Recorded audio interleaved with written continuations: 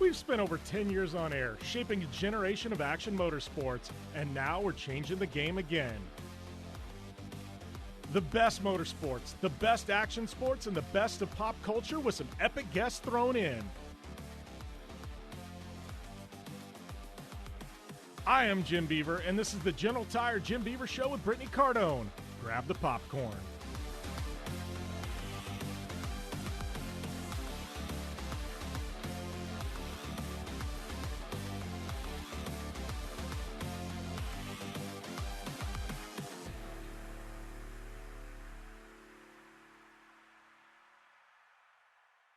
Welcome to the General Tire Jim Beaver Show, and this is the first studio show we've done in actually a couple months. Been crazy. Been on the road, done some stuff from the Off-Road Hall of Fame, Sand Sports Show, Crandon, Off-Road Expo, you name it. We've been there. We've done those shows, and I am back in the studio today and doing a studio show, and I'm excited. I love the live remote stuff. Thank you guys who've been tuning in online, hopefully nationally as well. But, we've been killing it online, so obviously you guys are liking the live remotes.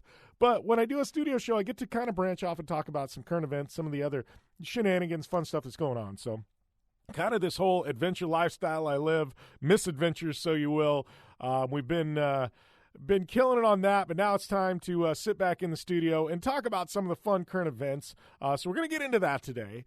But, and trust me, I've got all kinds of stuff to loop you in on. I was just in Hollywood this last week at the Whisky A-Go-Go. Tons of stuff to talk about in regards to that. Twitter, crypto. We got some wild stuff happening in the world. Not only that, but crazy Formula One news. Supercross, off-road. Baja 1000's happening right now. Literally, as we're recording this, the Baja 1000's going down. So we got that to talk about. And, if all of that isn't enough today, we've got a guy that just won back-to-back NHRA championships, one of the baddest dudes to ever walk the planet in regards to drag racing. Mr. Ron Capps, my good friend, is on the show today. And we're going to throw down with a dude that goes 330 miles an hour for a living, and he's actually one of the best to do it. So super stoked to have Mr. Napa Ron Capps today as my guest right here on the General Tire Jim Beaver Show. So, we're going to take a short commercial break here. We're going to regroup, and, when we come back, we are going to have Napa Ron Capps right here on the show with me on the General Tire Jim Beaver Show. Don't go anywhere. This is going to be one hell of a ride today. General Tire delivers for whatever life brings your way. General Tire's Grabber X3 all-season mud terrain tire offers aggressive styling and is engineered for durability with innovative performance features that are ready to carry you through extreme mud, dirt, and rock-covered terrain. For extreme traction that's ready for anything and rugged styling to match, look no further than the Grabber X3. General Tire delivers. Check out GeneralTire.com today. General Tire, official tire of the Jim Beaver Show. Conditions off the pavement are always changing. So why settle for a light bar that just turns on and off? The Rigid Adapt is a revolutionary new light bar that will automatically select from 8 beam patterns that range from a widespread 90-degree flood to a 15-degree spot based on your vehicle's speed. Try that with your knockoff light bar. A dash-mounted controller allows the user to toggle between adaptive mode, beam patterns, and RGBW accent lighting. With Adapt, it's easier than ever to own the night. When looking for a new wheel for your off-road vehicle, car, truck, or UTV, the choice is easy. You choose what the pros use. Rob McCachran, Keegan Kincaid, and myself, Jim Beaver, all exclusively use Vision Wheel, whether we're dominating Baja, taking the cup at Crandon, or shredding UTVs. Vision Wheel's trend-setting designs and durability will set you apart from the competition and your friends. Check out visionwheel.com or @visionwheel on social media to learn more. Looking to have some fun on four wheels? Dirtfish Rally School has you covered. Packing as much adrenaline and adventure as you can handle into high-performance all-wheel drive and rear-wheel drive Subaru rally cars is where the fun begins at Dirtfish. Just 30 minutes outside of Seattle and Snoqualmie, you'll get a chance to train up to 3 full days with some of the country's best instructors and be put through the high-octane rush of rally on mud, dirt, and tarmac. Get started today and call 425-888-7715 or visit us online at dirtfish.com and use code 911 for a 15% discount. Don't just shred your way through any off-road rugged terrain. Get into gear with GSP XTV and let us redefine your adventure. The GSP advantage of quality and performance sets a standard for UTV axles. We strive to provide premium ATV and UTV axles to keep you shreddy ready. Kick up some dirt and get in the driver's seat with GSP XTV. With over 35 years of experience, drive with a company you can trust. Drive with GSP. For more information, please visit us at gspxtv.com today. Life is all about sound, the sound of sports, the sound of the racetrack, and the sound of your vehicle. Don't drive around listening to this. Drive around listening to the sound of performance. Gibson Performance. Gibson Performance Exhaust is the company who can turn this into this. Remember that life is all about sound, and Gibson Exhaust is the sound of performance. Check out your next catback exhaust system, headers, muffler, or UTV exhaust at GibsonPerformance.com and get more power and more sound. Thanks for listening to the General Tire Jim Beaver Show with Brittany Cardone. Available online on SiriusXM, on AM/FM networks across the U.S., and internationally on the American Forces Network. Head to JimBeaver15.com for all the details. Welcome back to the General Tire Jim Beaver Show. Joined on the line by my good friend Ron Capsu. Ron, I don't know if you could ride a crazier November than what you've had, man, but I guess all is good right now in Ron Cap's world. Yeah, Jim, you and I talked pretty much this time last year, I think, and I was going into team ownership kind of not knowing what was ahead of even, to sort of navigate being a team owner and a driver. And you couldn't have scripted last year. I mean, to have the opportunity to go in as an owner, but to win a championship like we did last year in 2021 and knowing I was going to go into being a team owner was kind of a cool thing that I don't think I could have ever imagined happening. But then you take it a step further this year, and to do it and win a world championship our first year as a team owner and go back to back, I couldn't even fathom having such a great year like we had this year, or that final race in Pomona, even having that play out was pretty cool. Yeah, it's kind of crazy. I mean, I'm trying to think, it was the end of last year, beginning of this year when we talked, but and you mentioned back-to-back, and I'm like, last year was an amazing year for you guys, and to go and then to switch to your own team, I mean, it's one of those where you think, all right, this is going to take a year or two to get on our feet sometimes, but back-to-back, and I think you were the first driver in Funny Car in 20 years to go back-to-back. And I mean, to me, I guess everybody remembers the John Force years, and not to, say that we're still not, John can't win or anything like that. But I'm like, there was that era there where it was like back-to-back. It was John Force all the time. But, man, first time in 20 years and with a new team, I mean, it's pretty wild, buddy. Yeah. Yeah. And obviously I grew up a huge John Force fan, so to get to race him as much as I do now is pretty cool. And he's one of my better friends. That we just talked about that yesterday, me and the team, about his dominance in those amount of years. And what's funny is my crew chief, last year and this year, Dean Antonelli, we call him Guido, he worked on that John Force car for many years. He was a crew member, and that's kind of how we met. When I first became a rookie in Top Fuel, I worked on the car as well as drove it, and I drove the 18-wheeler. Guido and I met because, I grew up working on him, and he was a crew member of John Force's, and we met on the road, and I was driving for kind of a privateer owner at the time, and those guys took me under their wing, and we followed them around the country, and they let me kind of hang on to them and learned where to go to get the dry cleaning done and where to go eat, and just places that they were experienced being, the John Force team of that era. And that's how we started our friendship. And now look at us. We're a driver and owner, I guess owner and crew chief now. But, you fast forward, those were the days. I mean, John Force so dominant. So to do that first time in 20 years is, oh, my gosh. I keep forgetting it. It hasn't even sunk in until you mentioned it. Yeah. Well, and, I kind of want to jump all over because you and I have talked a lot, and I want to get back to this year, but I want to you mentioned something. I kind of want to go back to the beginning. because some people come into NHRA, I don't want to say later in life, but you were born into drag racing. I mean, you've been around drag racing your entire life, but it's interesting to me where you talked about being on privateer teams. There's so many times in NHRA where I talk with people and, they didn't start out as a driver. They started out working for a team and wrenching and things like that, and then the opportunity popped up to drive, and it wasn't like they wanted to be a driver. They just didn't know how to get to that point, and it was the right place, right time, and slowly kind of transitioned into being a driver and things like that. But your career, some people come into racing on their own, but I mean, you were kind of born into it, right? I mean, you were been at the track since the time you can remember it, right? Yeah, my dad, we raced I grew up in Central Coast of California, San Luis Obispo, and there was a drag strip in Santa Maria, and my dad, every weekend we were there, whether my dad raced or he was helping somebody, and he was kind of the local guy everybody went to, but he never did it professionally. But that's the way I grew up. I didn't have a whole lot of money to bring, to buy a ride, I guess you'd say, or to bring a sponsor. So yeah, I worked on them growing up, but I was waiting for that chance. And I was lucky because my dad growing up, whether it was motorcycles or go-karts or whatever we did, we learned how to win on just hard work and making sure our equipment was good.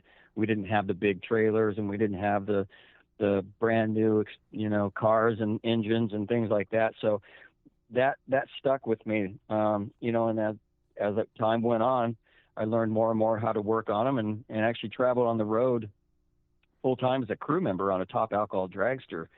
And that's where my I guess that right place, right time, where a guy I met in the staging lanes in Minnesota during an oil down, and I had a talk with him, didn't even know he owned a car. I thought he was just a mechanic on a dragster. And the next day he came back and said he enjoyed our conversation and asked if I'd want to get my license in his dragster. So that's just how it started. So, yeah, I'm glad I came up that way. There's a few drivers. Del Worsham's one of them. Larry Dixon's another one that came. And actually Robert Height, who I battled for the championship, sort of came up as a crew guy before he drove. So I wouldn't trade it for the world right now. I think it's really cool that some of my best friends at the track are still crew members and not other drivers.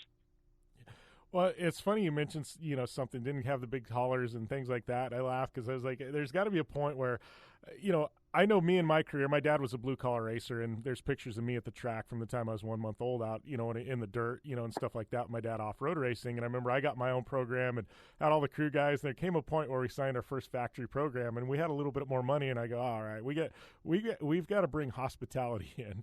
And I remember it was the first race, and all of a sudden we got, hospitality, and we've got like a little bit of catering, and all my guys were like, what is this? We're not eating out of ice chests anymore?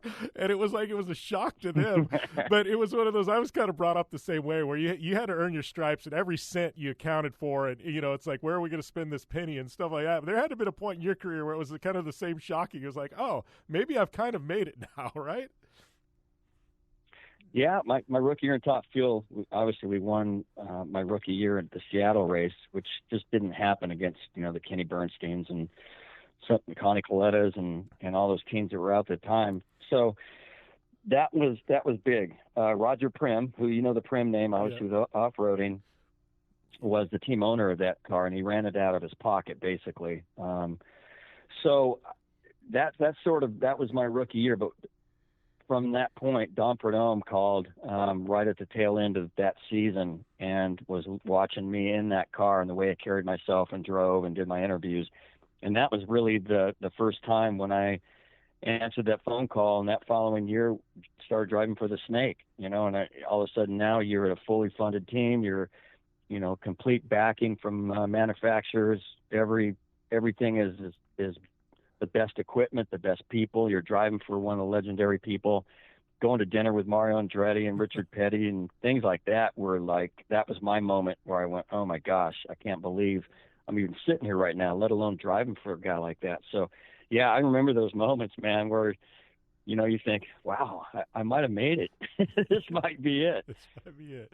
Well, and I mean, how is that? I mean, you talked about Don the Snake Prudhomme and then obviously Don Schumacher. I mean, you've driven for two of the most iconic names in drag racing history. I mean, how has that been just from a mentorship standpoint? I know you and Don are still great friends, even though you're running your program, on your own now and things like that. But I mean, how has that been, having those type of mentors and being around those guys, throughout your career? It's been awesome. And, they're two completely different people. And, yeah, Snake and I we talk quite a bit. And, in fact, when I knew I was going to become an owner, he was one of the first people I called. And I wanted to ask him if he wanted to come be involved at any point, just to hang out even, not financial, but just to get him back out to the races, being such a big name he is in our sport. And he checks on me weekly, just on anything, business-wise, any questions, any help we need. So driving for those two has been, like you said, they're two iconic names, and I'm very lucky. But even taking a step further, the crew chiefs that I've had have been like rock star hero crew chiefs in the sport for me growing up, and that's probably been more of a cooler thing, if that's even possible, of having Ed the Ace McCulloch and Roland the Hawaiian Leong, Ron Tobler, and just all these legendary people around the pit area that I've been able to work with. And I could never imagine as a kid, driving for the guy that I played with his Hot Wheels, and built his models and stuff as a kid. And Don Schumacher, I had one of his models as well that I built as a kid. So yeah, very lucky where things ended up for me career-wise. And we will be back with more with Ron Capps right after this on the General Tire Jim Beaver Show. When it's time to replace the tires on your vehicle, General Tire delivers the tires you need for both your next big adventure and your daily commute. Whether you need all-season traction, lasting treadwear, or a quiet drive, General Tires are designed to deliver whatever life brings your way. From all-season ultra-high-performance tires for passenger cars and crossovers to extreme all-season mud terrain and tires for light trucks and SUVs, General Tire delivers great performance. To find your ideal tire, visit GeneralTire.com. General Tire, official tire of the Jim Beaver Show. Don't just shred your way through any off-road rugged terrain. Get into gear with GSP XTV and let us redefine your adventure. The GSP advantage of quality and performance sets a standard for UTV axles. We strive to provide premium ATV and UTV axles to keep you shreddy ready. Kick up some dirt and get in the driver's seat with GSP XTV. With over 35 years of experience, drive with a company you can trust. Drive with GSP. For more information, please visit us at gspxtv.com today. Dig what you're hearing? Well, do us a favor. Head over to Apple Podcasts and rate, review, and subscribe to the General Tire Jim Beaver Show with Brittany Cardone and catch all of our back episodes. Welcome back to the General Tire Jim Beaver Show, catching up here with Ron Capps. Yeah, well, and it's funny because, you mentioned the crew chiefs and things like that, and NHRA's, it's one of those interesting things. I think there's a lot of other motorsport where, you can have a car that might be a little bit less, but the driver can kind of, take over. And NHRA is the weird one where you have to have a phenomenal driver such as yourself, but you've got to have a phenomenal crew chief as well. If there's one of the two parts are missing, your program just doesn't work. Other motorsports, sometimes one can pick up the slack for the other, but I feel like NHRA, there's this synergy where the driver and the crew chief got to be one. And I feel like, that's, to me, it's what's so awesome about NHRA, because it's as much on the crew as it is on the driver. Yeah, I just had this conversation yesterday. I've talked about it before. Our sport's unique, and you can relate, and your listeners can definitely relate, because I've talked about where, you could have you could take any example. Walker Evans in off-road trucks, and I've said Mario Andretti in IndyCar, and Dale Earnhardt Sr. maybe in NASCAR, where you could have a 10th place car. If you could say this is a 10th place car, those drivers could get in. Walker Evans could get in and take that truck and probably win, but for sure get a 5th, 4th, 3rd, top 5. Yeah. There's just certain drivers that can do that. In our sport of drag racing, these cars are set up, especially Nitro, top fuel and funny car. They are set up to go down that track. When it leaves the crew chief's hands and they start it, in that crew chief's eyes, it is set up to run a run, whatever he put in that tune-up, that it's going to go down straight in the groove and nothing go wrong. So the driver, I can't make that run any better. there's no way I can push the pedal any harder. I can't do anything other than do my best to keep it straight and leave on time and all that. But tune-up wise, I can't make that car any better, but I can certainly make it worse. I can not leave on time. I could do a little longer burnout than I did before that changes the tune-up. I don't keep it straight, things like that. So it's a weird phenomenon where I've gotten to do a lot of other racing, and that's the first thing I learned is our jobs in drag racing as a driver is just not to mess up, and it's, we don't have an apex we missed or a corner we missed or a jump we didn't hit just right that we can say, oh man, okay, I can make it up next lap and make it better. We have to do everything perfect, or we can make the car run worse. So it's quite a bit different, and I've learned that over the years. You just got to be a machine, basically, in these nitro cars, is trying to do the same thing every time over and over, and not give your crew chief something else that he's got to think about. Yeah. Well, and it's funny, though, the driver, I never, I've been, I've stood in the water box and things like that and watched the cars go down the strip, and it's amazing. But there was a video that you posted, and it might have been 2 years ago at this point, I can't remember, but it was something that was shot from the floorboard up, and it showed you for a run and how much you were steering and things like that. And I mean, you're going lock to lock. I'm going, this is wild. You watch you go down the strip and it looks like you're going straight. I didn't realize how much driving was involved. It was mind-blowing to me to see how much you were working the steering wheel and what your body was doing in the car to keep that thing going in a straight line. It blows my mind how much driving is involved in NHRA, because people on the outside looking in think, oh, the car just goes straight. They just hold it to the floor. I'm like, no, you are so wrong. It's pretty wild, Ron. I mean, you guys drive the hell out of these things. Yeah, top fuel dragster, you don't steer them much. They're so long and flexible, and honestly, you could drive with one hand, and there were times I just held on with a couple fingers, just to not overdrive them. But the funny car is just the most, I've gotten to drive some pretty cool stuff, USAC Midget, the Chili Bowl, and World Outlaws, and just a lot of cool cars. And there is nothing on the planet like a nitro funny car. It is the most unpredictable 10, 11, 12,000 horsepower rocket ship, and you don't know what it's going to do. And so many times I'm in there wheeling away, sawing away at the wheel, and I'll have people at the starting line, just like you said, say, man, that was a straight run. You think, oh my God. So it's fun, like Toyota putting the visor cam, and I've run some of those HD camera glasses in my car. And like you said, we've had cameras looking back that actually show how much is going on in a funny car. Cause it's on top of that, when you see that video, you see all the clutch dust that flies around. So it makes it harder to see.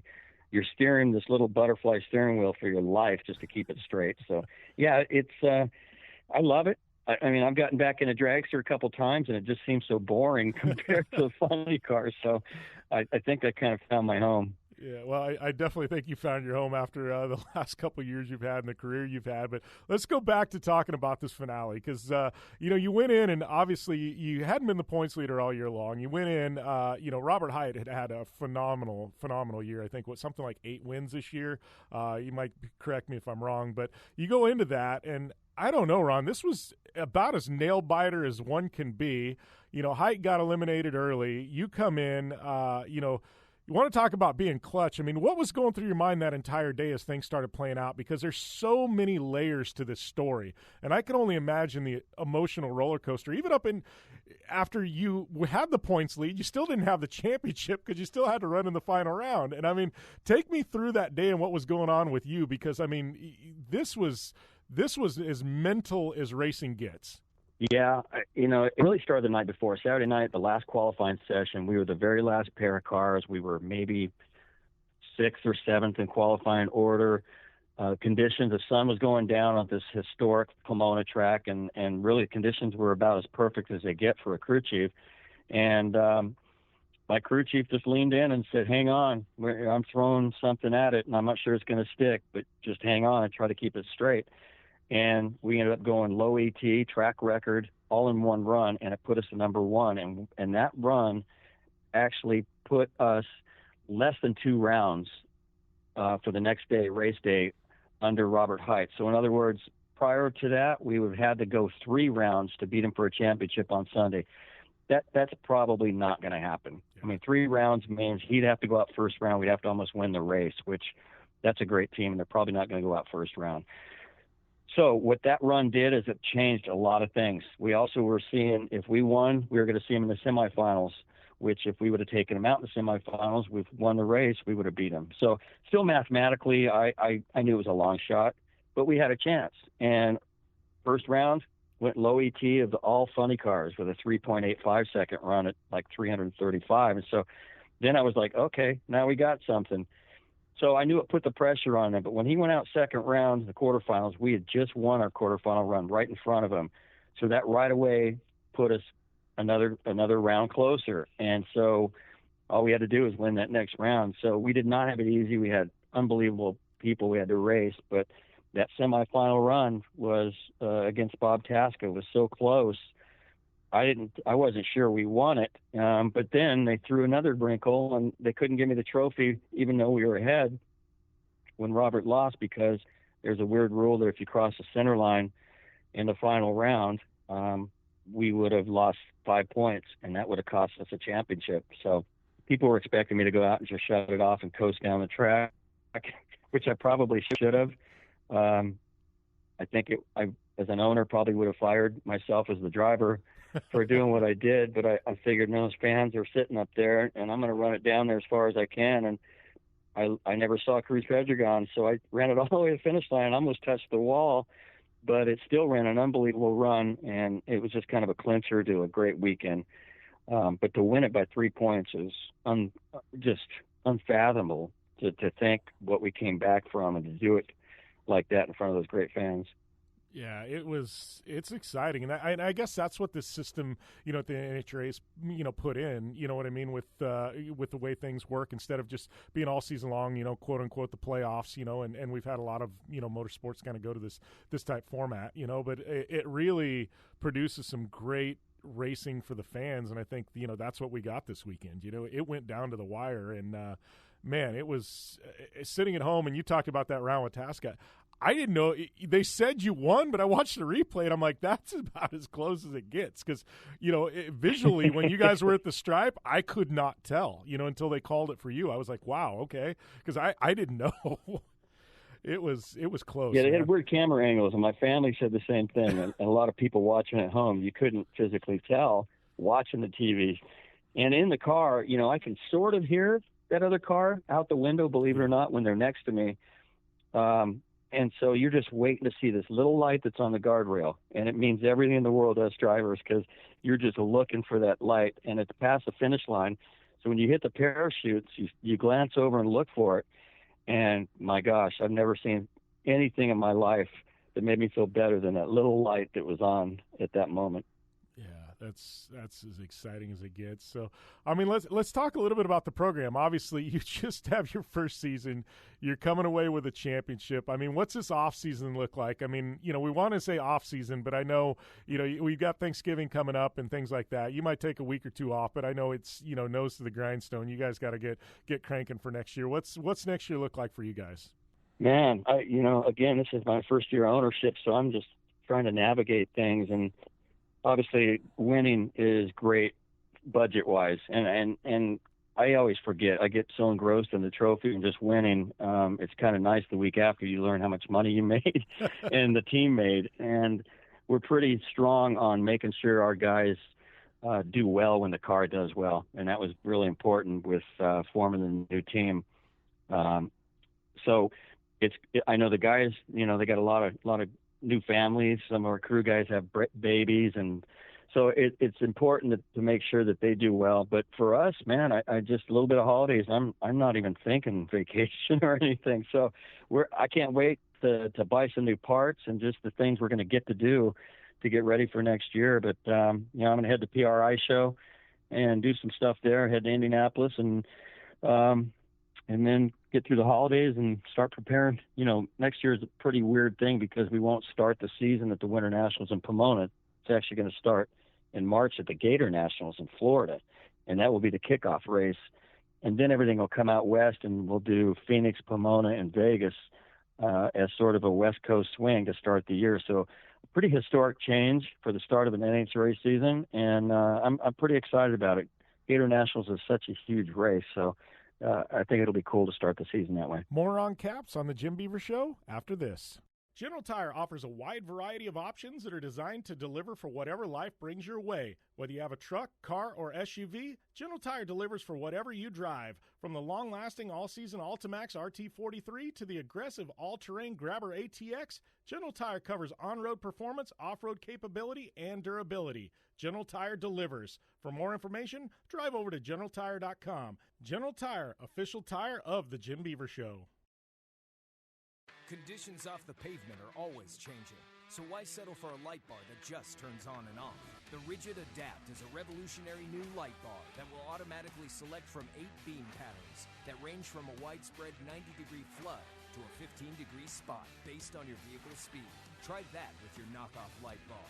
A dash-mounted controller allows the user to toggle between adaptive mode, beam patterns, and RGBW accent lighting. With Adapt, it's easier than ever to own the night. When looking for a new wheel for your off-road vehicle, car, truck, or UTV, the choice is easy. You choose what the pros use. Rob McCachran, Keegan Kincaid, and myself, Jim Beaver, all exclusively use Vision Wheel, whether we're dominating Baja, taking the cup at Crandon, or shredding UTVs. Vision Wheel's trend-setting designs and durability will set you apart from the competition and your friends. Check out visionwheel.com or @visionwheel on social media to learn more. Looking to have some fun on four wheels? Dirtfish Rally School has you covered. Packing as much adrenaline and adventure as you can handle into high-performance all-wheel drive and rear-wheel drive Subaru rally cars is where the fun begins at Dirtfish. Just 30 minutes outside of Seattle in Snoqualmie, you'll get a chance to train up to 3 full days with some of the country's best instructors and be put through the high-octane rush of rally on mud, dirt, and tarmac. Get started today and call 425-888-7715 or visit us online at dirtfish.com and use code 911 for a 15% discount. Don't just shred your way through any off-road rugged terrain. Get into gear with GSP XTV and let us redefine your adventure. The GSP advantage of quality and performance sets a standard for UTV axles. We strive to provide premium ATV and UTV axles to keep you shreddy ready. Kick up some dirt and get in the driver's seat with GSP XTV. With over 35 years of experience, drive with a company you can trust. Drive with GSP. For more information, please visit us at gspxtv.com today. Life is all about sound, the sound of sports, the sound at the racetrack, and the sound of your vehicle. Don't drive around listening to this. Drive around listening to the sound of performance. Gibson Performance. Gibson Performance Exhaust is the company who can turn this into this. Remember that life is all about sound, and Gibson Exhaust is the sound of performance. Check out your next catback exhaust system, headers, muffler, or UTV exhaust at GibsonPerformance.com and get more power and more sound. Thanks for listening to the General Tire Jim Beaver Show with Brittany Cardone. Available online on SiriusXM on AM/FM networks across the U.S. and internationally on the American Forces Network. Head to JimBeaver15.com for all the details. Welcome back to the General Tire Jim Beaver Show. Sitting here with Ron Capps. We're talking a little bit about the 2023 NHRA calendar. Saw NHRA schedule come out, and I go, oh, this is kind of cool. This is something different. Sometimes different is good, and I think having that West Coast swing might actually save a few bucks, with stuff going back and forth across the country and things like that. But, talking about being, a year one, owner/driver. I mean, how was this year for you from a stress standpoint? I mean, you've always been highly involved with your programs, but this year, obviously, being an owner driver, what was the stress level compared to years previous when, you mainly had to concentrate on driving? Last year was the worst, I thought, until I went through this year. When we went through the countdown last year, I had known that I was going to venture out, starting with our Indianapolis race Labor Day, leading into our playoffs last year. I had already knew that I was going to make the move. I told Don Schumacher I wasn't coming back as a driver. I wasn't even sure if I had a major sponsor or who was going with me, but we fought through the countdown with all that white noise in my head. And I still can't believe some of the moments that we had to win the world championship with that going on and behind the scenes. And a lot of people didn't know. The rumor got out, but nobody really knew until PRI after the season. We announced it for sure. So I kind of got used to that stress, I think. And then this year, I made a couple mistakes early in the year, lost on hole shots, one of them to John Force, because I sat in the car and I started thinking about the business side of things as a team owner, and that was a major mistake, and it distracted me a little bit, and that cost me. So it was a fight for me to make sure that didn't happen again throughout the rest of the year. So I'm not sure, answering your question, I just feel like the stress level has just been sort of the same, which I've gotten used to. And I think it's natural. I mean, sure, Rick Hendrick and you go down the list, Roger Penske and all these guys, the fun part for me is talking to them about when they started in their career in their first team and what they went through. And it's such a parallel for me to hear that I'm not the only one that's stressed out. And, having a team, it's, there's a lot of things that you think about Monday through Friday, but when you got to get ready for the races as an owner and a driver, you definitely got to, get that stuff out of your brain. So it's a work in progress. Obviously we did okay this year getting through it. But that was probably the hardest thing for me stress wise, is just separating the two. Yeah. Well, and, let's talk a little bit about Napa, because I was looking at something, and I think this year was your 15th consecutive year with Napa, I believe. But I started thinking about it, Ron, and that's got to be one of the longest-running motorsport sponsorships with a driver currently that I can think of. I mean, they've been with you for a long time. Yeah. And we had a sort of a new regime come in last year in the motorsports area, but in that whole department. Actually, like 3 women came in from Coca-Cola, and a lot of the teams and a lot of the people weren't sure what was going to happen. As any sponsor, any sponsored, racer, driver, whatever, will tell you when there's new people come into a company, you just don't know. Of course, they sponsored Alexander Rossi in IndyCar and Chase Elliott, my teammate in NASCAR, and quite a few other teams, Brad Sweet and World Outlaws. So. But the cool thing was, the first time I flew to corporate headquarters, they just raved about all the good things that all the Napa store owners and the auto carriers across the country, and we're talking 6,000 plus stores that are owners, that are people in their neighborhood that own these. They're not chains, they're not franchises. So they just bragged about all the good stuff that came, what people were saying about me and our program and how much they loved us. So that was a huge relief. And it was so great to have that right before PRI last year, to get that phone call from Marty Walsh, who she took over at Napa Auto Parts, and Kevin Herron, who's the president, to tell me that they wanted to be on my car as a team owner like I had been. And they wanted me to be the Napa guy. And as you know, to know that you're going to have the funding, first of all, yeah. But to know you're going to have a sponsor like Napa that's going to continue on was, I broke down. It was such an emotional moment. So, so happy. And then of course, Toyota came on board right after that. And that was another moment that I'll never forget. That was just emotional for me to know that people were taking a chance on me as a team owner in my first year. And, Napa being a long running sponsor, it's been fantastic, but I get up every morning trying to be better at representing them and what I can do better on the racetrack and off the racetrack. So it's been a great relationship, and we got a few more years, luckily, with them. Yeah. Well, I know off season, it was funny. I was in Hollywood here a couple days ago, and I had dinner with a couple of friends of mine, and one I know is a mutual friend of yours, but BC Vaught and Sid from Slipknot.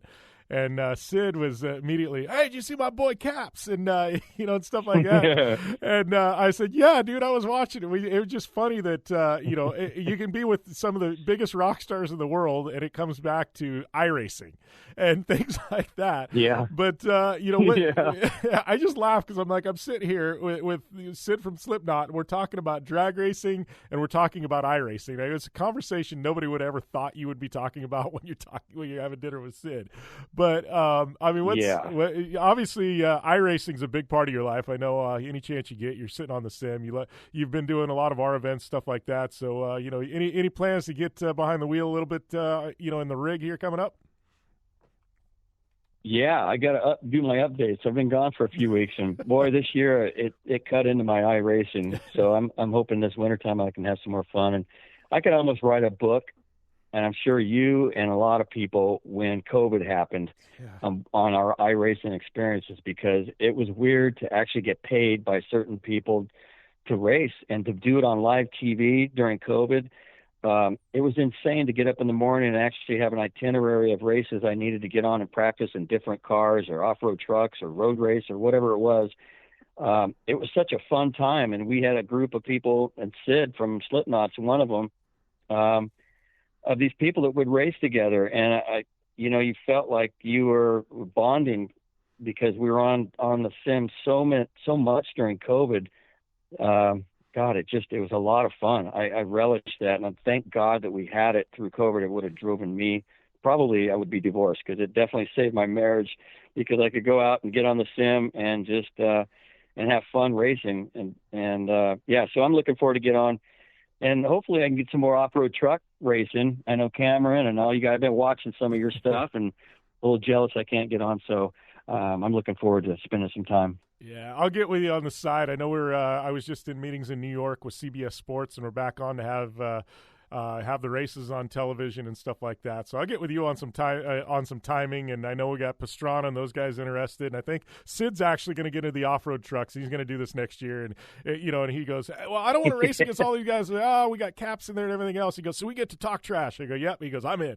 So I think we got Sid, a lot of trash talking. Yeah, we got Sid roped into the off-road trucks this year, so it should be fun. But before we let you go, I wanted to ask. I mean, obviously, you'd mentioned you've been behind the wheel. You've raced Chili Bowl. Obviously, did Outlaws. I mean, how did that? I mean, you grew up in drag racing circles. How did these other doors open, Ron? And how did you learn to drive things other than a drag race car? How did those doors open? And you're a very competent driver in just about anything. How did those doors start opening? I was such a huge fan. My dad, I told you that a lot of people went to him to help make their cars faster. It wasn't just drag racing. So where we grew up, we had Santa Maria had a circle track, a Tascadero at the time did, and we'd go to the Central Valley, and my dad would build sprint car motors for people back in the day, and we'd go help. So I've always been a fan of whatever, all types of racing, but the chances to get to drive really started when my career, obviously driving for Snake, I got to when you drive for a guy like Snake, you get a lot of these doors that open, but really it was hanging out. Selzy and I would hang out with Tony Stewart a lot, and we would do these charity races, sometimes in late models, and that started the relationship with Tony Stewart a long time ago that I had. And I'd go run, like I ran the Chili Bowl with him and Lasowski. Kenny Schrader was my teammate, Josh Weiss, and that started the dirt racing sort of passion on the side when I was doing that with Tony Stewart. And then he the first year, the Prelude to the Dream, I got invited, which was, people looked at him crazy for inviting a drag racer, but I got to run that every single year they had it, and that was a blast. And I thank Tony all the time, because I would go practice during the season at other racetracks, smaller events, and we'd have a Ron Capps night at Hanford Speedway or wherever it might be, Bakersfield, and I'd get some time in the late model to practice for the Prelude. But it was such a blast. And then, getting to run a World Outlaw car a couple times, it just was being a fan that started it, and really having, Tony Stewart probably helped get a lot of those doors open with other dirt racing and things. So once people that kicked off, the IROC people, before IROC went away, I got to go test with them at Talladega and Chicagoland Speedway. Got to run around Jimmy Johnson and Castro Neves and just some of these people I looked up to, and I'm out there running in an IROC car with them. And unfortunately, IROC went away, but I was looking forward to doing something like that. But just to answer your question, just a fan of that, and just being at the right place, right time, and getting a chance to jump in and was a dream. So yeah, it was some great times. Yeah. Well, and you mentioned Tony Stewart, and your friendship, but how big is it for NHRA to have that new blood come in with team ownership and that new influx of cash, for the future of drag racing? Obviously, you've got your own team now. We got AB with his own team, but how important do you think that is, and guys like Tony coming in and making that investment, and you and AB starting your own teams for the future of NHRA? Yeah, it's huge. Years ago, obviously Joe Gibbs was involved with drag racing, had the McDonald's teams, Top Fuel and Funny Car. Rick Ware, NASCAR guy, came in, who I just had a conversation with at the awards banquet Monday night. And Tony Stewart, it's been, all those years of Selzy and I was running his dirt races, and we were always trying to get him into come over and just make a test run in one of our cars. And he looked at us like, there's no way I'm getting in a funny car. Well, fast forward, and our mutual friend John Perdome actually set up Leah and Tony on a kind of a, not a blind date, I guess a blind date of sorts. And they ended up hooking up and getting married. So the first time he came out to the drags, I in fact, the other day at the stage lanes, I laughed because you never saw Tony with a smile on his face at any pit area, no matter what race it was. And he just seems so relaxed, and he's enjoying the NHRA side of things. And, you know, obviously the fans don't get close to the NASCAR drivers at those races. No. So you never see that interaction. And I think it took him a while to get used to fans being around him. And our fans are so respectful. They give you your space when they think you need it. And I think he's really, really taken to it, and he's enjoyed it. And obviously getting in a top fuel dragster and making the runs that he's gotten to make. And it's fun to see him and enjoying this part of life. And, you know, he's still a badass, and he's still a hell of a competitor. And, I'm just happy for him to finally get a chance to try what we've been bragging about, and that is blast down the quarter mile in 3 seconds at over 330 miles an hour. And boy, he had a smile on his face the first time he did it. I'll never forget it. Yeah, well, and I know Travis Pastrana recently has gone out and tried to get his license, and I just laugh because I'm like, man, I feel like NHRA is in such a great spot right now, and you know, it's healthier than ever. You mentioned the fans, and the fans are amazing. I just, I think it's definitely a great time to be involved with drag racing in the NHRA. Yeah, Travis, I have a feeling he's going to come back. He didn't get to make all the runs, and you could tell when he left and he was done for the day, he was like, okay, I didn't, first of all, he didn't conquer it like he's used to doing. He's so good at what he does every time he jumps in something. He's a lot like Smoke. But you could tell he got the bug and had no idea something could catapult him that quick and that fast. And I don't think we've seen the end of Pastrana in drag racing. I have a good feeling he's going to come back. And I called out Tony Stewart the other night in my banquet at the awards ceremony, and I just said, hey, you're not a dragster guy. You don't look like a dragster guy. You look like a funny car guy. And so I told him that he needed to get in a funny car and get out of one of those dragsters. And then afterwards, him and I, we had a talk, and so hopefully he's going to jump into a funny car next season and jump in Hagen's and make some runs. And then I'm excited to see what he really thinks, because it's night and day between a dragster and a funny car.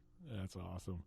Well, I'm looking forward to that. Ron, we were up against a time break, my friend, but I appreciate you taking the time. We will definitely keep you in the loop on all things iRacing, and you enjoy the holiday and your championship, buddy. You got it, man. Thanks for having me. And we'll be back with more right here on the General Tire Jim Beaver Show right after this. When it's time to replace the tires on your vehicle, General Tire delivers the tires you need for both your next big adventure and your daily commute. Whether you need all-season traction, lasting tread wear, or a quiet drive, General Tires are designed to deliver whatever life brings your way. From all-season ultra-high-performance tires for passenger cars and crossovers to extreme all-season mud terrain and tires for light trucks and SUVs, General Tire delivers great performance. To find your ideal tire, visit GeneralTire.com. General Tire, official tire of the Jim Beaver Show.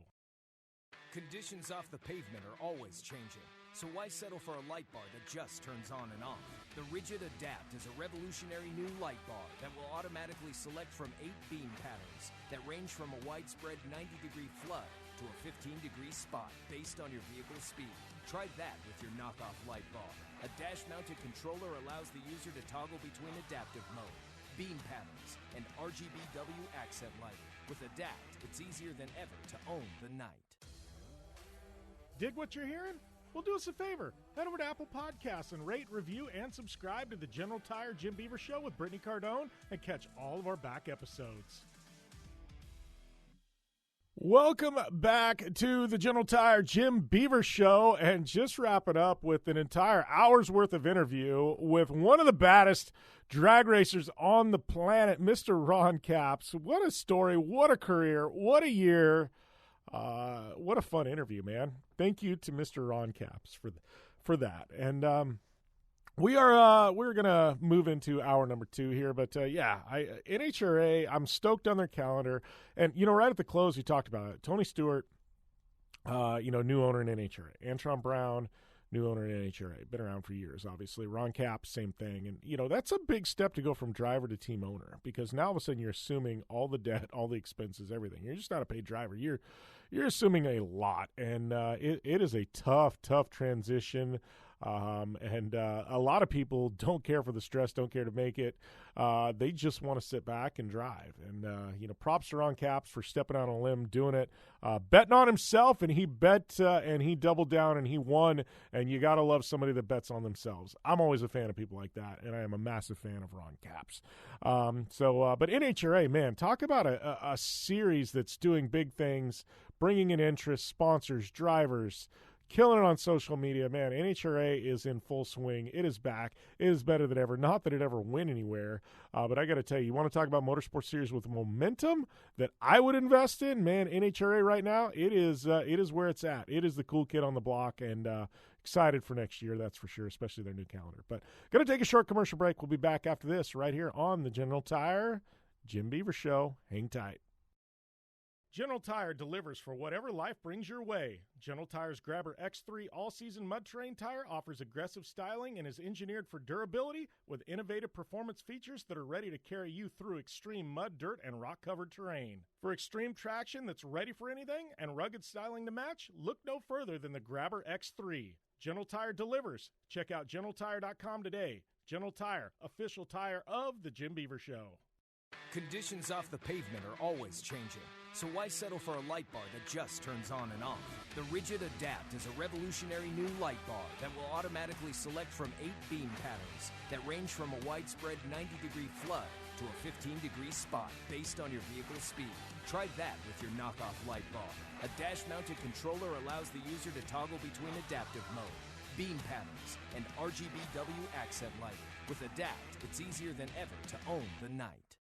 When looking for a new wheel for your off-road vehicle, car, truck, or UTV, the choice is easy. You choose what the pros use. Rob McCachran, Keegan Kincaid, and myself, Jim Beaver, all exclusively use Vision Wheel, whether we're dominating Baja, taking the cup at Crandon, or shredding UTVs. Vision Wheel's trend-setting designs and durability will set you apart from the competition and your friends. Check out visionwheel.com or @visionwheel on social media to learn more. Don't just shred your way through any off-road rugged terrain. Get into gear with GSP XTV and let us redefine your adventure. The GSP advantage of quality and performance sets a standard for UTV axles. We strive to provide premium ATV and UTV axles to keep you shreddy ready. Kick up some dirt and get in the driver's seat with GSP XTV. With over 35 years of experience, drive with a company you can trust. Drive with GSP. For more information, please visit us at gspxtv.com today.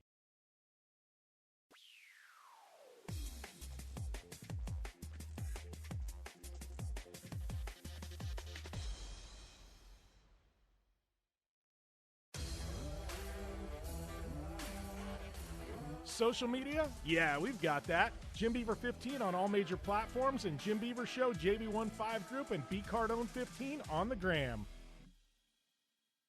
Welcome back to the General Tire Jim Beaver Show. This is hour number 2, and this is where I get to jump into talking shenanigans, talking all kinds of stuff. I've had some travels. I've had some trips. I've had some fun recently, and I'm going to loop you guys in on all that. If you're just tuning in, you missed Mr. Napa Ron Caps. You missed one hell of an interview, probably one of our best interviews of the year. You need to go hit us up on Apple Podcasts and listen to that, or jimbeaver15.com. Catch it there. But if you're tuning in on SiriusXM 217, Sports Byline, the U.S. American Forces Network, thank you. And, we appreciate you continuing to listen to the show. But you missed one hell of an interview with Ron Caps, and you need to go back and listen to that. Just saying. But, this is hour number 2. If you're just tuning in, I'm talking for the next hour. So if you don't like me talking, you better tune out. But I'm going to talk about some adventures, some trips, a whole lot that I've had going on. We've got some cool stuff to talk about in the world today. Racing news. We got crypto. We got FTX and that debacle. We got the GOAT of all time in the NFL possibly losing his fortune because he invested in a crypto company, and his supermodel ex-wife, the same, one of the best NBA players, is invested in that. Then you got Elon Musk running wild with the Twitter machine. I don't know. There's a lot happening in the world.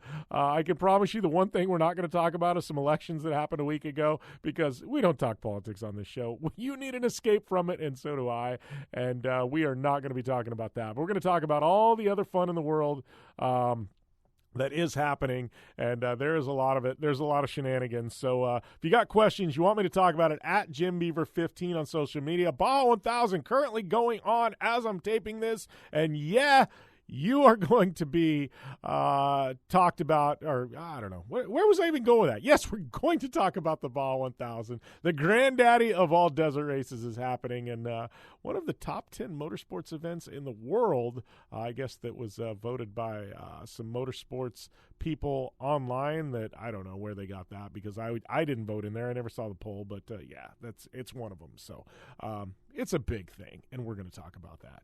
So, yeah, that's all coming here in hour number 2. Hit me up with those questions at JimBeaver15 on Twitter, and we're going to jump into hour number 2 as soon as I come back from this short commercial break right here on the General Tire Jim Beaver Show. One heck of a ride here in hour number 2.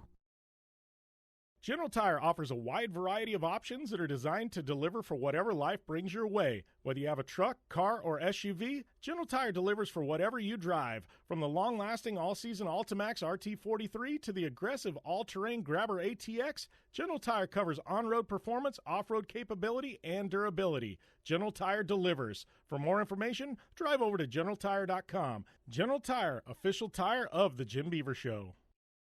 Conditions off the pavement are always changing, so why settle for a light bar that just turns on and off? The Rigid Adapt is a revolutionary new light bar that will automatically select from 8 beam patterns that range from a widespread 90-degree flood to a 15-degree spot based on your vehicle's speed. Try that with your knockoff light bar. A dash-mounted controller allows the user to toggle between adaptive mode, beam patterns, and RGBW accent lighting. With Adapt, it's easier than ever to own the night. When looking for a new wheel for your off-road vehicle, car, truck, or UTV, the choice is easy. You choose what the pros use. Rob McCachran, Keegan Kincaid, and myself, Jim Beaver, all exclusively use Vision Wheel, whether we're dominating Baja, taking the cup at Crandon, or shredding UTVs. Vision Wheel's trend-setting designs and durability will set you apart from the competition and your friends. Check out visionwheel.com or at Vision Wheel on social media to learn more. Looking to have some fun on 4 wheels? Dirtfish Rally School has you covered. Packing as much adrenaline and adventure as you can handle into high-performance all-wheel drive and rear-wheel drive Subaru rally cars is where the fun begins at Dirtfish. Just 30 minutes outside of Seattle in Snoqualmie, you'll get a chance to train up to 3 full days with some of the country's best instructors and be put through the high-octane rush of rally on mud, dirt, and tarmac. Get started today and call 425-888-7715 or visit us online at dirtfish.com and use code 911 for a 15% discount. Don't just shred your way through any off-road rugged terrain. Get into gear with GSP XTV and let us redefine your adventure. The GSP advantage of quality and performance sets a standard for UTV axles. We strive to provide premium ATV and UTV axles to keep you shreddy ready. Kick up some dirt and get in the driver's seat with GSP XTV. With over 35 years of experience, drive with a company you can trust. Drive with GSP. For more information, please visit us at gspxtv.com today. Life is all about sound, the sound of sports, the sound at the racetrack, and the sound of your vehicle. Don't drive around listening to this. Drive around listening to the sound of performance. Gibson Performance. Gibson Performance Exhaust is the company who can turn this into this. Remember that life is all about sound, and Gibson Exhaust is the sound of performance. Check out your next catback exhaust system, headers, muffler, or UTV exhaust at GibsonPerformance.com and get more power and more sound.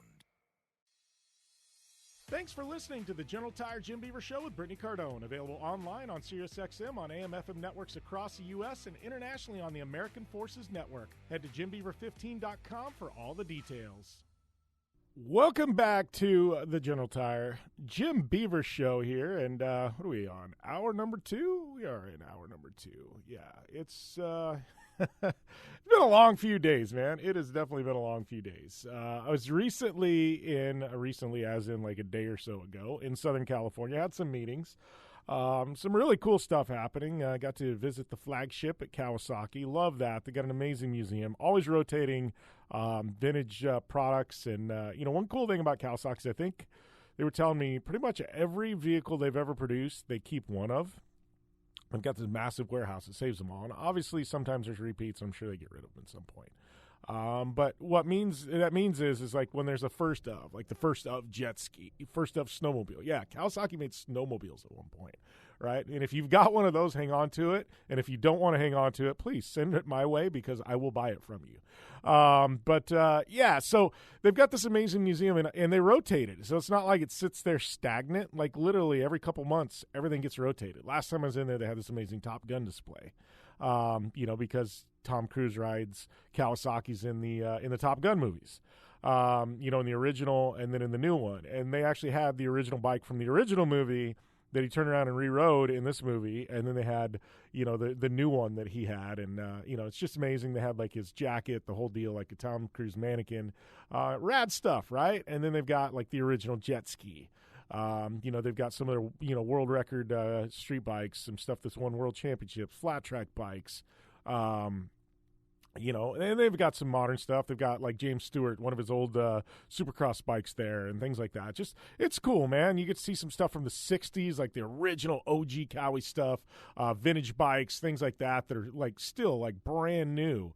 It's just really, really cool stuff. One of my favorite things, I keep trying to buy it. They tell me basically pound sand, in the nicest way possible, because everybody wants to buy it, but they've got like a brand new Kawasaki Takati 3-wheeler. And absolutely freaking love that thing. It is cherry. It is brand new, and I want that in my garage so, so, so bad, and it is never, ever, ever going to happen. It's like sometimes there's these things in life where it's like a stretch goal. I'm going to save up. I'm going to own one of those one day, right? That's one of those stretch goals where I can't say I'm going to save up. I can't say I'm going to own it because I really don't think there's another Kawasaki Takati in the world that is that clean and is like brand new like that. So it's not even a stretch goal. It's not even a pipe dream. It's literally just something that's never going to happen for me, and I just have to come to terms with it. So, it's one of those things where, you can say I want a Lamborghini or I want a Ferrari, right? And, yeah, if you save up, you hustle hard enough, you might be able to get a Lamborghini or Ferrari. That Takati in the Kawasaki Museum, I will never own. Not happening. Neither will you. Neither will Jeremy McGrath. Neither will anybody else that wants it. So, but how rad is it that 3-wheelers have come back, though? I know Best of the Desert's got 3-wheeler racing. I know they've been racing at Nora for a while. I saw AZOP, the local desert race series here in Arizona. They got 3-wheeler races. They've even got pull start races. I mean, shoot, there's the Ultra 3 races that happen at King of the Hammers. That's freaking insane. But yeah, 3-wheelers have made a comeback. I don't know if you guys have seen, but there's these guys doing these conversions now. They're taking like a brand new KX450 dirt bike, and they're converting it into a brand new 3-wheeler. And price isn't cheap on them. I mean, price isn't cheap on a brand new 450 dirt bike, and then to take that and put a brand new conversion kit that makes it look like a factory 3-wheeler, yeah, it's not cheap, but if you've got the money, these things are insane. I would love to have one of those. And, the funny thing is, I wasn't necessarily a 3-wheeler guy growing up. I mean, I had some friends that had like 185s, 110s, 200X. I had one guy that had a 350X. And I loved riding them, but I had dirt bikes and quads as a kid. I never really owned a 3-wheeler. All my friends did, and I rode the heck out of their 3-wheelers, mainly because I had quads and dirt bikes, so it was an easy swap. They're like, dude, I want to ride your stuff.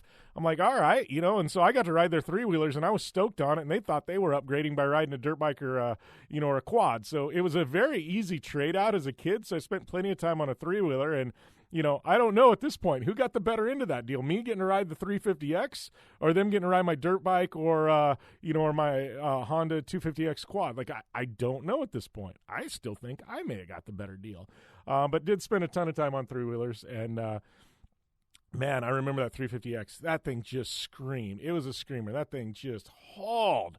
And I just think back, and I'm like, it was still squirrely, though. This thing about 3-wheelers, it's like, it's a commitment. You're going kind of slow and stuff like that. They get tippy, around corners and stuff like that. It's like full commitment with a 3-wheeler to actually get it to act properly. You go into a corner and you're sideways and things like that. You got to get your lean on even extra heavier than you would on, say, a quad, but it's commitment. Like, if you kind of go in half-ass on a 3-wheeler, it's going to bite and, like, flip you. You know what I mean? 3-wheelers are gnarly. It is gnarly, and then you get in the ruts and your center tires in the center hump and, like, And then it's not like a quad where you can kind of transition out of the ruts and ride the ruts because your front tires ain't going to be in the ruts. And, man, three-wheelers are a different beast. It is absolutely a different beast. I understand why they quit making them across the board because, it's one of those where you got to know what you're doing to ride a three-wheeler properly. And I've seen too many people tip them and things like that, but I think that's with anything. I mean, how many people have we seen go out and buy a brand new 450 dirt bike that have never ridden a dirt bike before and think that's a great starting point? It doesn't end well generally. It's like I was lucky I started out. I think the first motorcycle I ever rode, what was it? Honda Trail 70. Honda Trail 70, I think, was the first motorcycle I ever rode. Little Trail 70. Then I graduated from the Trail 70. I don't know what it was. A little Honda 70 dirt bike with a clutch, and it was the first thing I ever rode with a clutch. It was my dad still got it in storage. It's an amazing learner bike. It's got a little clutch, like a 3 or is a 4-speed transmission. I don't know, but a little 4-stroke. And it was really fun to ride, a little dirt bike, and great learning bike, and then kind of graduated to 125s, things like that after that. Dad had a couple trail bikes that were bigger, stuff like that. So, but started out on a Trail 70, great learner bike. Little 3-speed, no clutch, just a great bike to learn on and buzz around on, and you can get into trouble. But biggest thing with those old Honda trail bikes is a big pipe that runs like along your leg. You squeeze the tank or you squeeze the seat, you're gonna burn the heck out of the inside of your leg. I remember melting some boots on that thing one time and stuff like that. Like, I don't know. They were made differently back then, let's just put it that way. And that was what's funny. Like, I grew up in the 80s, so these things were dated by then. But, yeah, they definitely made stuff different in the 60s and 70s. And even into the 80s, it was safety was an afterthought at times. Hence the whole three-wheeler thing, right? But, I don't know. How do we even get going on this whole three-wheeler thing? I don't know. We started out and was talking about my visit to Kawasaki, and then all of a sudden we are knee deep into chat on pretty much everything else, and probably everything we shouldn't be talking about. So yeah, I was in Southern California, had some meetings at Kawasaki, got some amazing projects happening with them. I've got this insane KRX4 build. I know I haven't talked about what I've got going on. Building this insane KRX build. It's no secret. We've posted some pictures. It's got a supercharger on it. Yes, it's going to be crazy. We worked with our friends at Craftworks. We got the supercharger on it, and this thing is a screamer. And it's going to have long travel from HCR. It's going to be a full build cage, seats, bumpers, audio system, rugged radios. This is going to be a unicorn KRX4, and I mean that in the best possible way. But this thing is flat going to go full send mode, and I freaking love it. I can't wait to get this thing done. Still waiting on a few parts, but we're getting eerily close to having everything together and getting this build finished and polished off. And, man, it's going to be insanely awesome once I do get this thing done. And I can't wait to take it out to Glamis and just be able to go full send up Oldsmobile Hill and a Kawasaki, and everybody go, hey, what the heck is going on here? Livery is going to be insane, and I'm not going to tell you guys what the livery is going to be about just because, I want to keep that a secret and probably the release and the debut of this thing. But so I don't know. We've talked about three-wheelers here on this show for an entire segment. So totally derailed everything, but I know I'm going to take a short commercial break coming up. We've got you got any fan questions, hit me up on Twitter at JimBeaver15. Hit me up at JimBeaver15 on Twitter. Love to hear from you.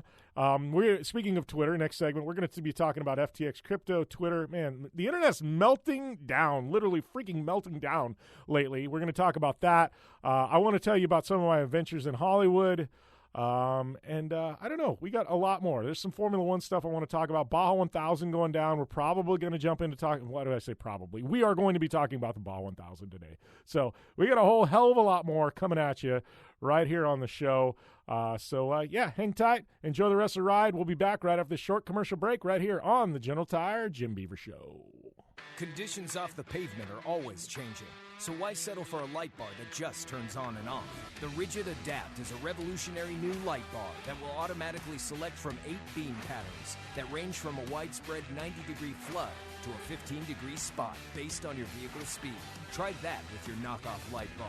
A dash-mounted controller allows the user to toggle between adaptive mode, beam patterns, and RGBW accent lighting. With Adapt, it's easier than ever to own the night. Don't just shred your way through any off-road rugged terrain. Get into gear with GSP XTV and let us redefine your adventure. The GSP advantage of quality and performance sets a standard for UTV axles. We strive to provide premium ATV and UTV axles to keep you shreddy ready. Kick up some dirt and get in the driver's seat with GSP XTV. With over 35 years of experience, drive with a company you can trust. Drive with GSP. For more information, please visit us at gspxtv.com today. Dig what you're hearing?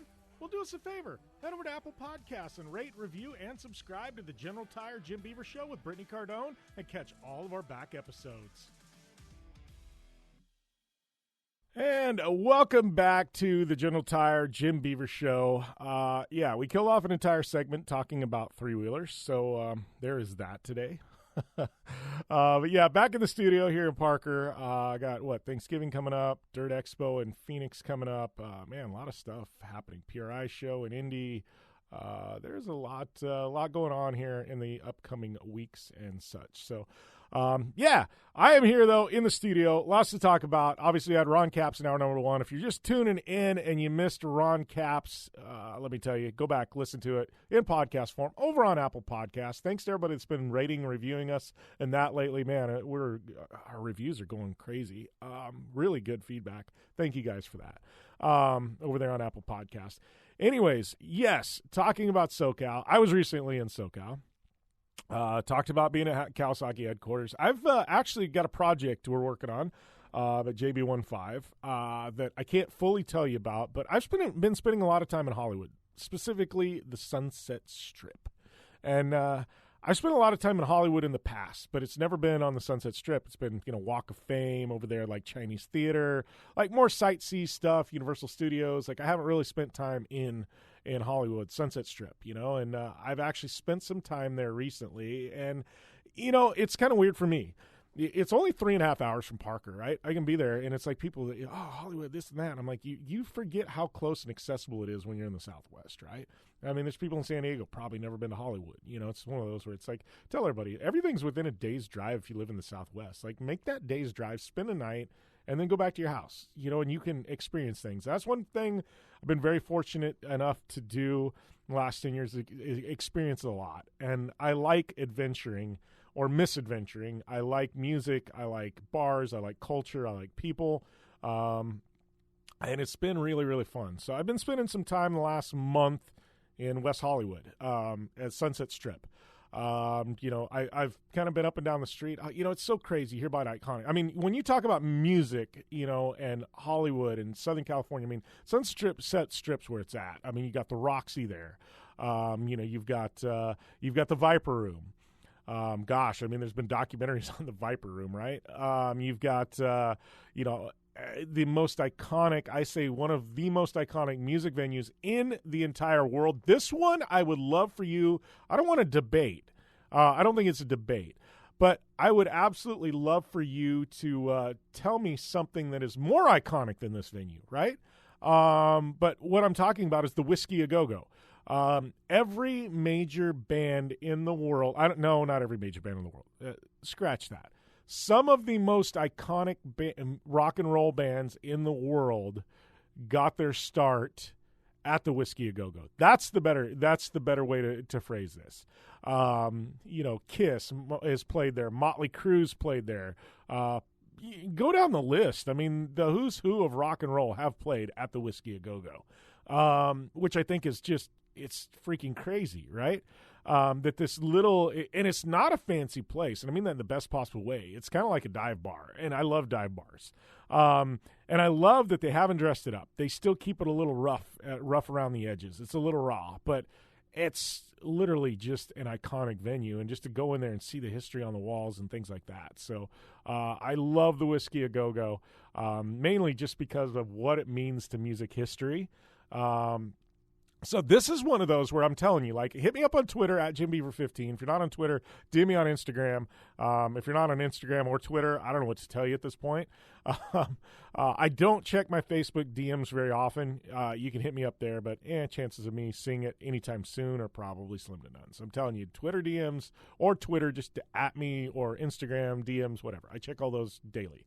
Maybe not daily, but pretty frequently.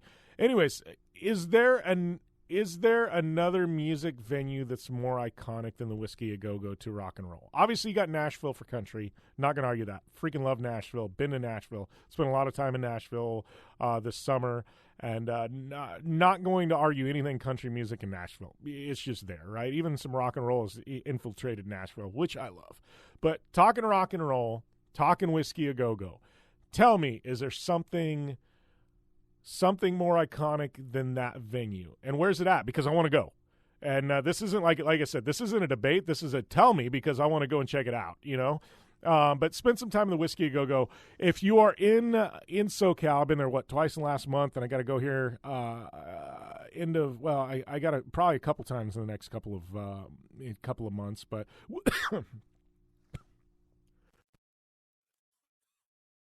wow, I just coughed on air. Haven't done that in like 10 years. So sorry about that, guys. I just had to mute myself, but that first cough kind of slipped into the live show. So is what it is. Promise you I am COVID-free. Anyways, yes, I got to go out there, spend some time. But my good friend, BC Vaught, you know him from the motorsports UTV industry, right? What you don't realize is he's gold record drummer for Head PE. Well, all the original members of Head PE Sans One have got together. They've got a new band called Breaking in a Sequence. Play some Head songs, play some of their own original music. Anyways, they are one of the headliners at the Whisky A Go-Go. It is going to be January 27th. If you're an off-road person, if you are a motorsports person, and you are in Southern California, or you're a UTV person, I'm telling you, Hollywood, January 27th, check it out. There's going to be a lot of off-road people there, a lot of motorsports people there.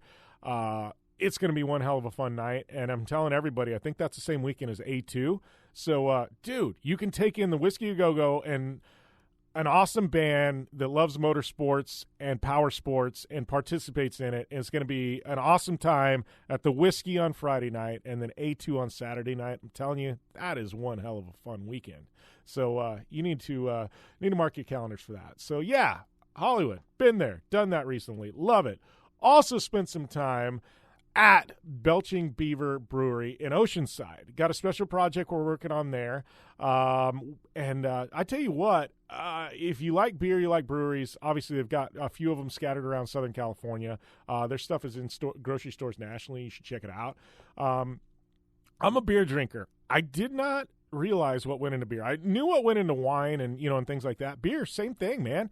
Holy crap. Is there so many different kinds of hops, grains, whatever. I mean, ways to flavor things, way beer is made. Like, I mean, I know you've got, you got your Coors Lights and your Bud Lights, and then you got your IPAs, and you got your hazies, and, and all these different types of beers. But I'm like, your hefts. I'm a hef person too. I just like beer. I like all kinds of beer. But I didn't realize how in-depth the process was and how many different ways you can tweak things, flavor things. Like one small tweak can change an entire flavor profile of a beer. It's crazy. And then to see how they're made and to see like the production line and the assembly line and just the machinery to can a beer and how they can, they come in and they're not canned and literally this can goes around on a conveyor belt, dumps beer in there. It shoots like blows like the foam off the top and pressurizes it. They put the lid on and it's sealed, and then it goes and it's weighed and made sure it's weighed, and then there's enough beer in there. It kicks it out, and then it goes through like the whole cleaning process, and it cleans the top, cleans the can. It's labeled. It goes in and it's packaged. Like, it's pretty wild to see machines and machinery and how all that's done. Like, I don't know. I'm a geek when it comes to machines and stuff like that. So spent some time at Belching Beaver. So that was another one of my travels. And, man, just a rad place and some cool stuff. So if you're still tuning in and you're not too bored, I promise you we're going to get to some fun stuff. So, we're coming up about 2 minutes. We got a commercial break. And I want to pose a question. I posed it on Twitter. We're going to get to that vote. Posted it last night. We're going to get to that vote here shortly because I want to see where things are at with that poll. But probably in the last 1 to 2 weeks, the two biggest headlines probably in the world. Obviously, we had election stuff, things like that. But FTX crypto, the crypto exchange FTX. Had investments by Tom Brady, Gisele Bündchen, Steph Curry. I mean, some huge investments. And then you've got Twitter and obviously the Elon Musk takeover. And both of them have gone downhill in a hurry. It's been wild. It's been crazy, and I want to jump into that. But go and answer my poll if you haven't already. It's on my profile at JimBeaver15. I went, what has been the bigger mess the last week, FTX or Twitter? And I'm kind of curious to see because the Twitter one's more mainstream, but the FTX one is a mess, and it's kind of gone mainstream. So kind of want to see what you guys think and what has been the bigger mess. I would say beep show, but we're airing nationally, but it's pretty much a beep show. Go and answer the poll, and we'll get those results. And then when we come back, I know we got some motorsports news to talk about. I'll quit talking about my adventuring. We are going to talk motorsports news. We're going to talk what's going on in the world of racing. Baja 1000 happening right now. Formula One news. Stuff still surrounding Vegas coming out. Obviously, we got IndyCar, NHRA, lots of off-road stuff to talk about. It is awesome. So if you've got anything you want me to touch on, we got another 15 minutes. Well, we got more than that in the show, another half hour. But hit me up at JimBeaver15 on Twitter. Let me know what you'd like me to talk about. We'll get it in the show coming up. And, it's been a fun show. I enjoy being back in this saddle. I like being in the studio. It is definitely a whole lot of fun to be able to sit here in my chair that I'm most comfortable in and talk about whatever the hell I want to. And that's what's going to happen for the rest of this show. So hang tight. We still got a half hour left, and it's going to be a whole lot of fun right here on the General Tire Jim Beaver Show. Don't go anywhere. General Tire delivers for whatever life brings your way. General Tire's Grabber X3 all-season mud terrain tire offers aggressive styling and is engineered for durability with innovative performance features that are ready to carry you through extreme mud, dirt, and rock-covered terrain. For extreme traction that's ready for anything and rugged styling to match, look no further than the Grabber X3. General Tire delivers. Check out GeneralTire.com today. General Tire, official tire of the Jim Beaver Show. Looking to have some fun on four wheels? Dirtfish Rally School has you covered. Packing as much adrenaline and adventure as you can handle into high-performance all-wheel drive and rear-wheel drive Subaru rally cars is where the fun begins at Dirtfish. Just 30 minutes outside of Seattle and Snoqualmie, you'll get a chance to train up to 3 full days with some of the country's best instructors and be put through the high-octane rush of rally on mud, dirt, and tarmac. Get started today and call 425-888-7715 or visit us online at dirtfish.com and use code 911 for a 15% discount. Social media? Yeah, we've got that. Jim Beaver 15 on all major platforms and Jim Beaver Show JB15 Group and B Cardone 15 on the gram. Welcome back to the General Tire Jim Beaver Show. And we're doing that commercial break as we're recording here, and I went and hopped on and looked at Score's website, which is conveniently down during the Baja 1000. Literally. ScoreInternational.com. I'm telling you guys, this is what's crazy. Let me see if I www. Does that work? It says hosting server connect timeout. I don't know what that means. and it's happening again. So maybe there's so many people trying to go watch the live stream of the Baja 1000. It's not happening. So I bopped over to Race Desert. Race Desert, Old Faithful is still there. So Old Faithful has been around for as long as I can remember, probably since the dawn of the internet, and it's still up. So, we've got motorcycle and quads out on course right now, waiting for trophy trucks, UTVs, everybody else to hit the road. So, not a whole heck of a lot to talk about. Love the Baja 1000. This will be happening. The funny thing is I'm talking about this live, right? The race is so long that doesn't matter that I'm recording on a Friday and interacting with Twitter at the same time, but we can air this show on Saturday, and it's still going to be relevant because it's 1,000 miles long, and people are still going to be racing tomorrow. So as you're listening to this, it's still relevant. That's what I love about a race that lasts as long as the Baja 1000. We can make it probably even the Sunday airing. You guys are still going to be able to tune in and listen, and it's going to be relevant. So love the Baja 1000, and I think that's what makes this the granddaddy of all races, right? This year it's only 828.25 miles, 36-hour time limit. So it's, almost 850 miles, give or take. Peninsula Run, this is the loop race. So every third year they run the Peninsula Run that goes all the way from, the top of Baja to the bottom of Baja. Next year it's actually running from the bottom of Baja to the top of Baja, which will be definitely interesting. First time ever it's happened. But when it does that, it's like 1,200 miles long. So it's a little bit shorter on years like this. Where it's the loop race. So it runs out of Ensenada, down San Felipe, kind of loops around, ends up being, sometimes 800, 900 miles. It's been as short as like 750, I think, years. But I don't think you realize, those of you tuning in, if you're not an off-road fan, what it takes to do a race like this, Think of the 24 hours of Daytona or Le Mans, how grueling those races are, right? So you take a race like that, and that's all around one track, right? And it's still intensive. Well, now spread that out over, a good chunk of an entire country. And you've got race crews, all over with pit support, radios, tires. It's so hard to run a desert race on a point-to-point. I haven't been to race in Baja in over a decade because it's so intensive and logistically challenging. My team's set up to run here in the United States. I mean, we run things like Vegas to Reno. That runs it across the entire state, right? And it's 550 miles. And you're running literally from Vegas to Reno, give or take. We kind of start outside of Vegas and finish outside of Reno. But just to do that across an entire state here in the United States is very, very hard and logistically challenging. Now you move it to a foreign country, and an entire country you're racing across, or a good chunk of it, Baja Norte and Baja Sur, North Baja, South Baja, for those of you who don't speak Spanish.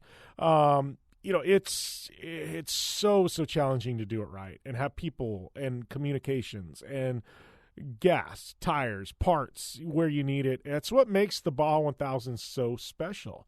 And, you can bring up the Dakar Rally, and absolutely it is the toughest race in the world, but that one you have breaks, and every end of every day you get to, re-prep your car and go do it again. And yes, you're running across, all of Saudi Arabia now instead of Africa, but it's all of Saudi Arabia. But I still think the Baja 1000, because it's run in a single day, is more challenging than Dakar. Not to finish.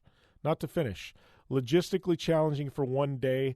I will put Baja as the toughest race in the entire world to run. That takes in Le Mans, takes in Dakar, everything else. In a 24-hour period, you cannot put yourself through more hell than you would running the Baja 1000, and that is straight fact. So I love Baja. I love the people of Baja. I love racing in Baja. I love everything about the Baja 500 and the Baja 1000. But it's one of those, man. It's cool. It is rad. So that's going on right now. If you're tuning in Saturday, Sunday, whenever you listen to this, head over to Race Desert, scoreinternational.com. There's live streaming, there's tracking, there's all kinds of stuff. In regards to who's going to win, I have no idea. You want me to guess? I would say Rob Mack and Luke McMillan. That's going to be a tough tandem to beat. So probably money's on the goat, Rob Mack and Luke McMillan. They're going to be tough to beat. That's for sure. But yes, Baja happening. There's also a lot of other things happening in the world. Like I said, we're going to jump in. We got some crazy stuff happening with Twitter, Elon Musk. I don't know what's happening there. I just posed the question out on the Twitter universe, and I'm going to pop in and see the results. So far, we've got Twitter. Where's Jim's profile? I'm at JimBeaver15, by the way, if you want to know. What's the bigger mess, Twitter or FTX? 72% of you say FTX. 28% say Twitter. So, all right. So as big a mess as Elon Musk has made Twitter, and I'm an Elon Musk fan, but more of you think FTX is. And, for those of you following the Twitter thing, Elon took over, changed a bunch of the rules, added in this whole blue thing for check marks, fired a bunch of employees, hired the employees back, now's locked everybody out of the buildings, think there's going to be a hostile takeover of Twitter. I don't know what's happening in the Twitterverse. I haven't even looked at the stock, but I'm sure it's in the toilet. And then you've got FTX. So there's this guy that owns one of the biggest crypto, companies in the world, right? Took a bunch of investments from Steph Curry, Gisele Bündchen, Tom Brady, and basically took all that money, swindled it. So he creates this company, one of the biggest crypto exchanges. And there was no basis to it. So he had a back door built into the accounting system of this that nobody even knew. And so he literally could take billions of dollars out of the company and funnel it for his own personal use. So literally this guy was buying friends like $100 million mansions and cars and vacations, things like that, and nobody even knew what was going on. And it almost seems like we're going to have a Netflix documentary, like what was it, the Firefest, that was this whole like thing where it was just a crock of crap, and I feel like this was the same thing. And the unfortunate part is you've got a bunch of celebrities and a bunch of investors who thought it was legit. FTX was, I think they were sponsor of the Miami Heat Arena. The arena in Miami. I mean, it was legitimate. I mean, they were making sponsorships of arenas and things like that. Like, it got to that point, and for them to basically it just to be a complete farce at this point. People lost all kinds of money. It's literally collapsed the crypto market. My crypto balance is in the toilet because of this, and mine wasn't invested there. I'm with Coinbase, which is legitimate. You got Crypto.com, legitimate. But it's, at least Coinbase is listed on the New York Stock Exchange, or not on the stock exchange, but it's listed on a stock exchange, so you can actually buy stock in the company. I think at some point when you get to that, you're pretty legitimate. So that's where my money's at. But this whole thing, a lot of people lost millions and millions of dollars and thousands of dollars on a lower level. It's just scary. It's crazy. I think there's going to be lawsuits for a long time to come. And like I said, going to be a Netflix documentary at some point. So we got that going on. Formula One in Las Vegas. Let's talk a little bit about Formula One in Las Vegas. I had big plans to go. I'd still like to go, but those plans are dwindling away as we speak. I don't know if you've seen prices for hotel rooms. We're over like $1,000 a night on the Strip for a crappy room. We want a good one, 10, 15 grand a night. Suite, 40, 50 grand a night. You want the tickets? Literally, like nosebleed seats are like $3K a piece for crappy seats for the Formula One race. I'm looking at this going, an average fan, and I live 2.5 hours away, wouldn't have to have a flight, nothing. Just for a hotel room and just for tickets for a couple of us to go, you're looking at least $10,000. I am not going to spend $10,000 to go watch a Formula One race. I truthfully think I could go to the Monaco Grand Prix for less than $10,000, and it's just insane how expensive this race is becoming in Las Vegas. I can't even comprehend it. I feel bad for the American F1 fans. Miami, as expensive and inflated as that got, I feel like this is going to be worse, and that sucks. That truly sucks. I was very excited about this. I become very pessimistic about this very, very quick. So my thought is right now, throwing a big bar party. Yeah, I don't know. Maybe in Phoenix, maybe in Vegas. Maybe in Vegas, get a bunch of my friends together, and let's all just go to Las Vegas, and we're going to throw a massive party, rent out an entire bar on a Saturday night, and watch the race. And I think that might actually be the better call. I don't know. I don't know at this point, but thinking that might be the better call, and probably a whole hell of a lot more fun, and probably get to see more too. So maybe that's what the deal is. I don't know, but let me know what your thoughts are on this whole thing with Formula One, because it's a little bit crazy right now. It's truly bananas. What's going on with the expenses around Las Vegas. And I mean, we've been talking about this since the announcement on this show, and you saw the height of everybody stoked to now where we're at going, what in the world is going on here? This is just too damn much money. And I truthfully believe that, mean that, feel that. It sucks. It really does suck. So, yeah, but Formula One season is going on. I mean, we got a lot, it's just, I don't know. It's 2023 is going to be probably the biggest and best year yet for Formula One. Obviously, as an American fan, you've got Austin, Texas, you've got Miami, you've got Las Vegas. Lots of excitement around it, especially for American, fans. But it's just kind of disappointing to see how much Vegas is going to cost. Austin, actually, out of the 3 Formula One events, I think Austin is probably your best bet. It's going to be the cheapest. If you're an American F1 fan and want to go see a race next year, yeah, probably Austin, Texas is going to be your best bet. Go Dakota. Yeah. So, I don't know. We've been rambling on this show about a whole lot of nothing, but yeah, I think it's time to take our final commercial break of the day. And I don't know. Is it time to take our final commercial break, or do I have time? Oh, I'm being told I still got like another minute or two in this segment. So, yeah, you know what I think we're going to do?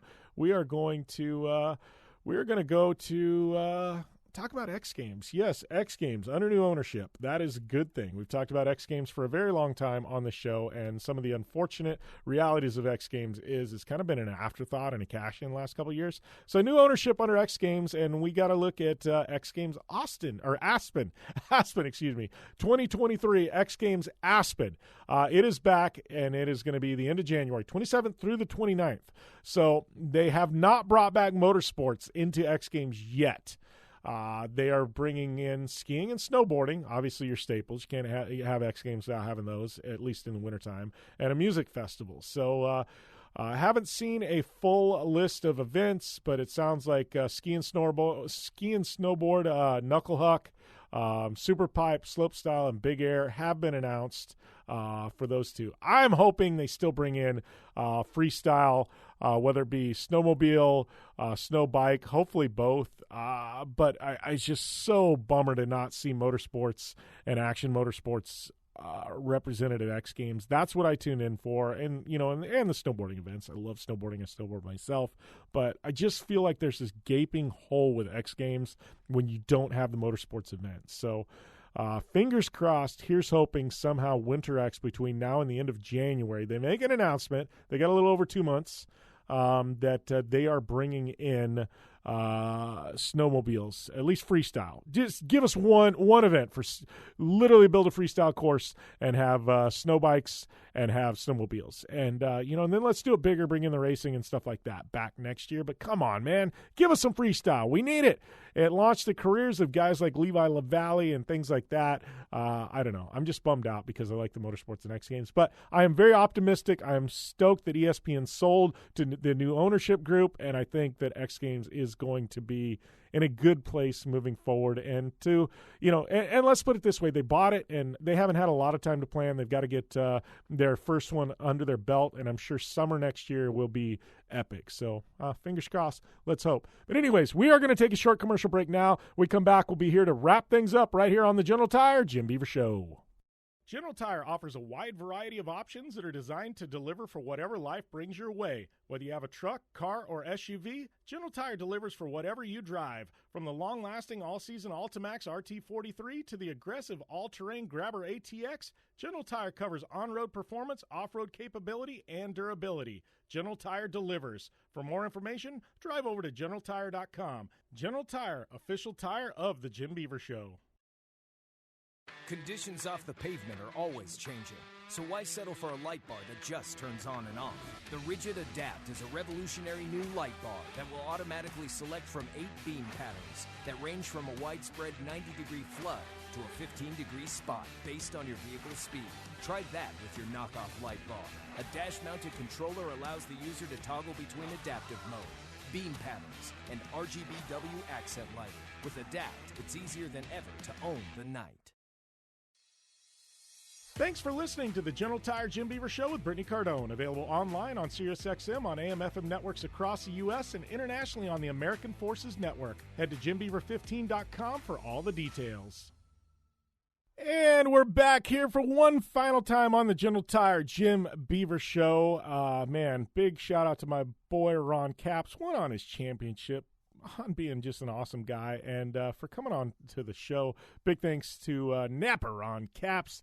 Always fun to catch up with him. And, lots of fun stuff that we talked about. Obviously, if you're tuning into this, it's probably Thanksgiving week. Hopefully, you and your family have an amazing holiday. We'll definitely have some content dropping next week. Don't quite know what that is yet, but we will have some stuff pumped out. And, we will definitely have some shows dropping for you guys. So, I am I don't know what I'm doing. Probably find myself on my Kawasaki dirt bike and UTV at some point the next week. That's for sure. I can bank on that. So, big thanks to all of our amazing partners in the show. Obviously, we got our good friends at Kawasaki, General Tire, Vision Wheel, Rigid Industries, Dirtfish Rally School. Looking for a discount? Hit up my my Instagram or my Twitter, my bio. I got a link tree there. It's got all our discount codes and everything else for all of our partners. GSP XTV Axles, iRacing, Gibson Exhaust, everybody that continues to support us. Thank you. I'm at JimBeaver15 on social media. Give me a follow, and we'll see you next time right here on the General Tire Jim Beaver Show.